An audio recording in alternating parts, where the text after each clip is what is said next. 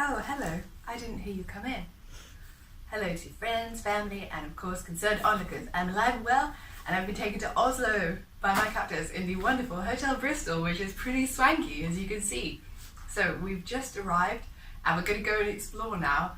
So stay tuned to see my top 10 things, as advised by Norwegian guides, to do in the wonderful capital city of Oslo.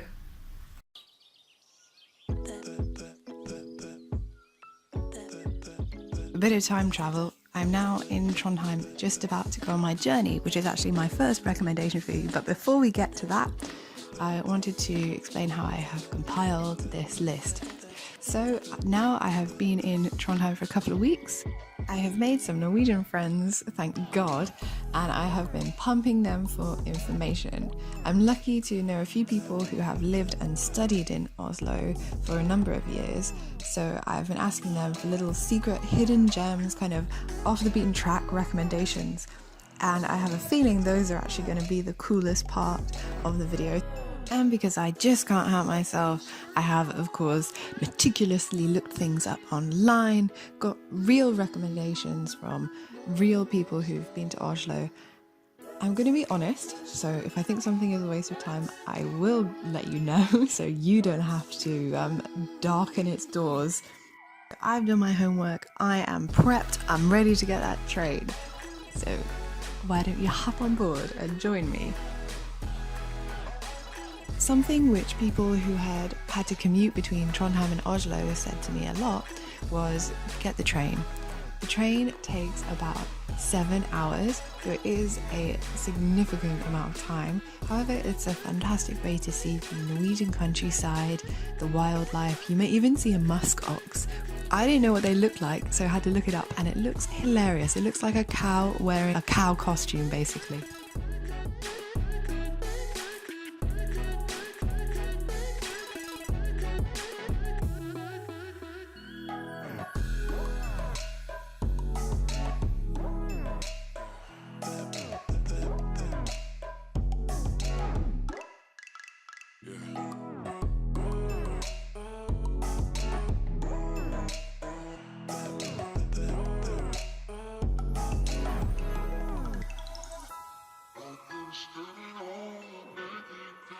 This is just a shot of how I did my nails for Oslo because I thought it was beaut. So, as you can tell, this is towards the end of the 7-hour journey. And my pro tip number 2 is do this journey once. Take the plane the other way. While travelling within Norway domestically, the train is a great way to see the landscape, especially if you're moving up and down the country to see how it changes from north to south. It's fantastic.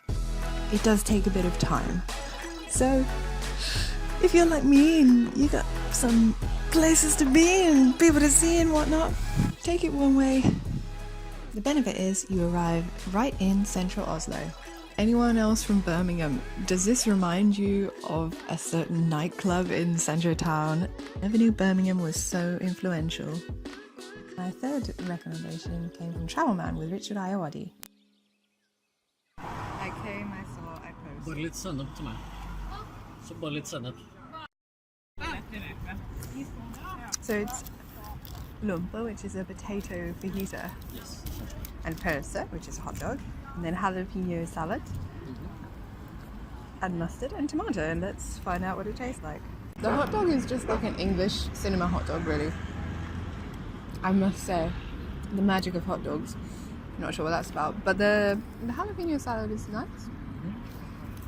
I believe it may just be jalapenos and mayonnaise.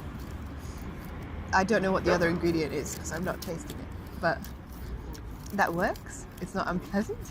Sour cream. It's just a jalapeno chopped up in sour cream, isn't it? They've done a number on us. You know how much this cost? £200. Nothing. No, it costs. These two cost £4.50 together. Together? Yeah. Oh well, then they didn't charge us that much for the sour cream and jalapeno mix. That's, I think, also part of the allure of this. Yeah, it's in a residential area. It's quite quaint. There are dogs about. We can sit in this nice park. Travelman lied. These were okay. Quite good. Not amazing. Right. So yesterday we arrived, we checked into the fabulous Hotel Bristol, as I'm going to call it from now on, and then we went for a little walk around. We went to get these hot dogs, these posa, from a kiosk that was recommended in Travelman, and it was okay. Like, all of the reviews on the internet were really positive, and like they were like, this is the best hot dogs ever, these are hot dogs from heaven. And I don't know whether these people had never had hot dogs before, but they were okay. They tasted like cinema hot dogs in the UK. Like, at least they were cheap. They were really cheap. That was the biggest pro. But apart from that, I was very underwhelmed, which is proof again as to why you should never listen to any travel advice, especially mine. So we did that, and then we went out and had a bit of a kveld. For those of you who think I'm swearing at you, let me explain. Fuktig is a Norwegian adjective meaning moist or wet, and kveld is a noun meaning the evening. So literally it means a moist evening. However, it's an idiom, so the actual meaning is a big night out on the town. To quote Charlotte from Geordie Shore, which I don't watch, to get mortal. In Majorstuen, which is the old military area, but Oslo is pretty small, so it's like 15 minutes away, 20 minutes away. That was really cool. We went to the Gamle Major, the old major, and that was a very traditional pub.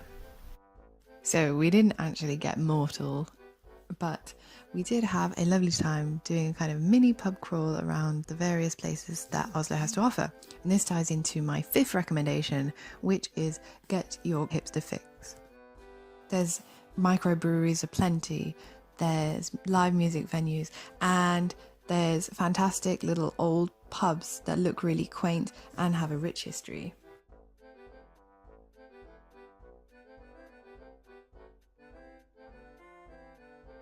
This is Laurie's, which was recommended by a good friend who did her masters in Oslo. It's where all the politicians go to drink, so you might see some famous faces if you're lucky. Plus they have this giraffe.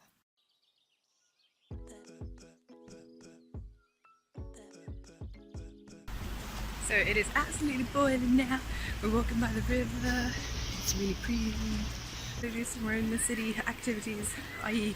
going into a dark mausoleum to celebrate life. Is that what we're pretending to be doing? You better keep your hands where I can see them, mister. This one was a bit of a wild card. The Vigelands Park is famous. Gustav Vigeland is a big dog Norwegian sculptor, and he created an avenue of sculptures in Frogner Park. But a lot of people don't know is that he also had a brother who was a renowned artist as well, and he made the Vigelands Mausoleum. It's very close to Central, but you'll think you're in the wrong place because it just looks residential. I have no words for this. It was fantastic. You weren't allowed to take any pictures or videos of the inside, and I don't really think I could show you the effect. It was basically a very dimly lit church-like room with these fantastic murals on the wall of life, death, carnality. I would say it is a must-see. It was well worth the 10-minute trip out into the suburbs.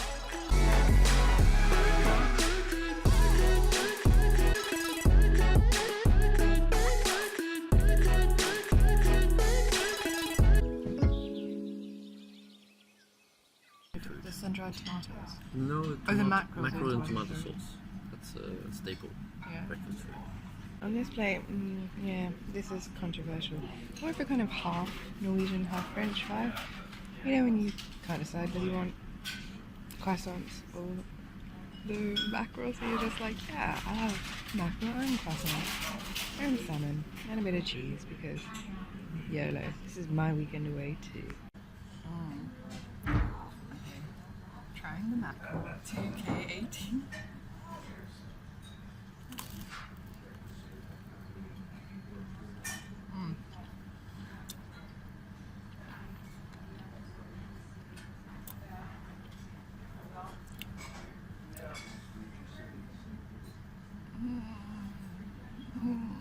It's okay. I think I hate it, but it's okay. I think you hate it. I think I hate it.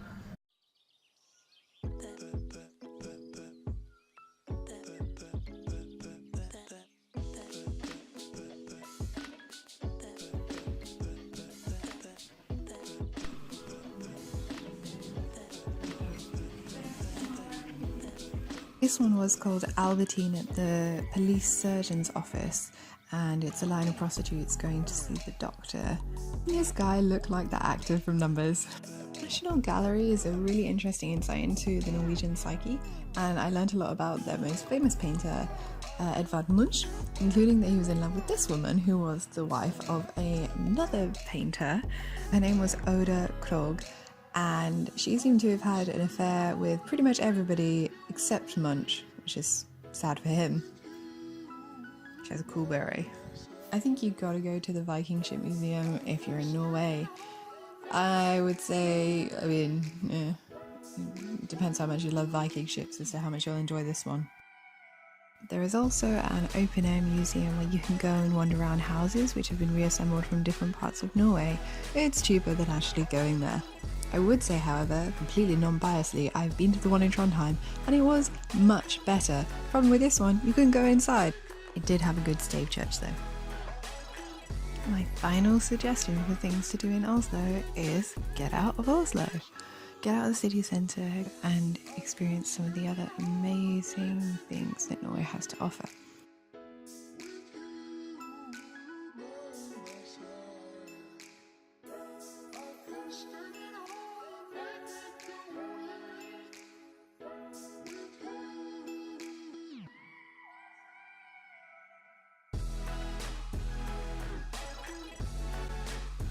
We went to Tønsberg, which is about an hour away by train or car.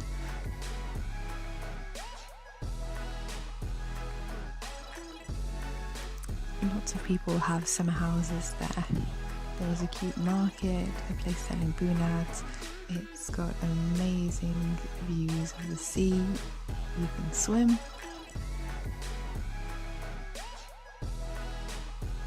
Would recommend. It's a great place to go to get away from the hubbub of Oslo, and if you don't have much time you can experience a more chilled out Norwegian pace of living and go back to Oslo within the same day.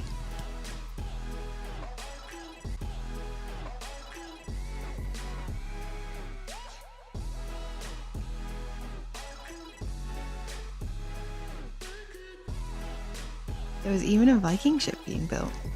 But then sadly it was time to get the plane home to Trondheim. I hope you enjoyed this vlog and the recommendations within. Let me know if you've been to Oslo, what you enjoyed, what you didn't like. Bye guys!